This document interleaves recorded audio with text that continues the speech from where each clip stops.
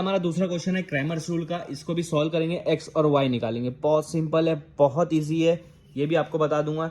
लेकिन यहाँ पर देखो क्वेश्चन इस तरह से दिया हुआ है। सबसे पहले क्या करना है, कुछ नहीं करना है आपको, ये इक्वेशन उठाना है, एक्स और वाई एक तरफ रखना है और जो कांस्टेंट नंबर है उसको दूसरी तरफ लेके जाना है। -4 इधर है, उधर जाके +4 हो जाएगा। ये आपकी एक इक्वेशन हो गई, सिंपल।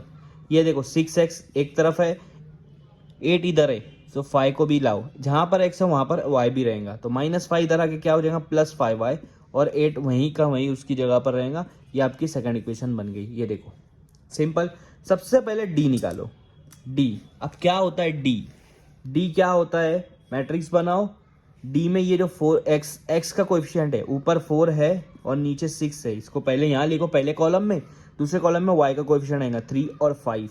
बहुत इजी है, बहुत इजी है, कुछ भी नहीं। इन दोनों को मल्टीप्लाई कर दो, 4 को 5 से मल्टीप्लाई कर दो, बीच में माइनस लगाओ, 3 को 6 से मल्टीप्लाई कर दो, कुछ नहीं है। 4 5 का कितना होता है 20, 3 6 का कितना होता है 18, माइनस कर देंगे तो बचेगा कितना 2 बचेगा। ये आपका डी आ गया। कोई बड़ी बात है, ये तो 10th का भी नहीं है, बहुत सिंपल है। अब आपको मैं बताता हूँ dx में क्या करना है। बहुत लोग कंफ्यूज होते हैं, कुछ मत करो, ये जैसा का वैसा आप यहाँ पर जैसा हमने d में लिखे यहाँ भी लिखना है, बस उसमें कुछ चेंज करना है। हम क्या निकाल रहे हैं यहाँ पर, याद रखना है dx, d के साथ क्या है x है, तो x वाला पहला कॉलम होता है, y वाला दूसरा कॉलम होता है। तो जो x वाला कॉलम है ना उसको हटा देना है, सिर्फ y वाला कॉलम लिखना है अपने उसकी जगह पर। जहाँ 3 5 है वहाँ 3 5 लिख देंगे, y वाला कॉलम, x वाला कॉलम हटा दिया। अब क्या करेंगे, ऊपर वाली इक्वेशन में देखो x हटा दिया, y लिख दिया, बचा क्या कांस्टेंट 4 8, वो x की जगह आ जाएगा। dx में x की जगह पर क्या आ जाएगा, कांस्टेंट आ जाएगा। अब इन दोनों को मैं मल्टीप्लाई कर दूंगा, 4 को 5 से मल्टीप्लाई कर दूंगा, बीच में माइनस लाऊंगा, 3 को 8 से मल्टीप्लाई कर दूंगा। 4 5 सा होता है 20, 3 8 सा होता है 24। अब अगर 20 में से 24 गया, किसी को अगर नहीं आ रहा है तो बड़े में से छोटे को माइनस करो, आंसर 4 आएगा, और बड़े की साइन लगा दो माइनस, तो dx की वैल्यू आ गई -4। कुछ हार्ड है इसमें, कुछ भी नहीं है। अब dy निकालेंगे, dy में मैट्रिक्स लिखो। y के लिए क्या करना है, अब d देखो, d में हमने ये पहला कॉलम x वाला है, दूसरा कॉलम y वाला है, ये x और ये y, तो यहाँ पर y है तो x तो लिखना है, 4 और 6 लिखना है। सिर्फ y जो है ना उसको हटा दो। अब y हट गया तो क्या आएगा उसकी जगह पर, कांस्टेंट आएगा 4 8।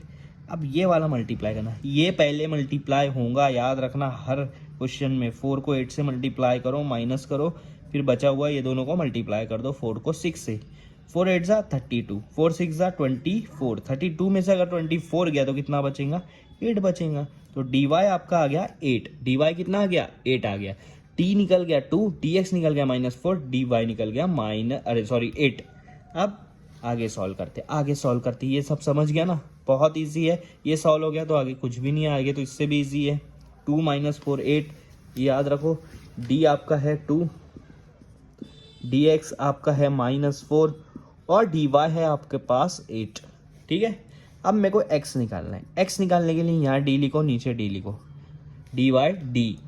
x निकाल रहे हो इसलिए यहाँ पर x लगा दो ऊपर वाले में, तो dx/d हो जाएगा। dx आपका है -4, d आपका है 2, इनको मैंने डिवाइड कर दिया -2, मेरा आंसर आ गया।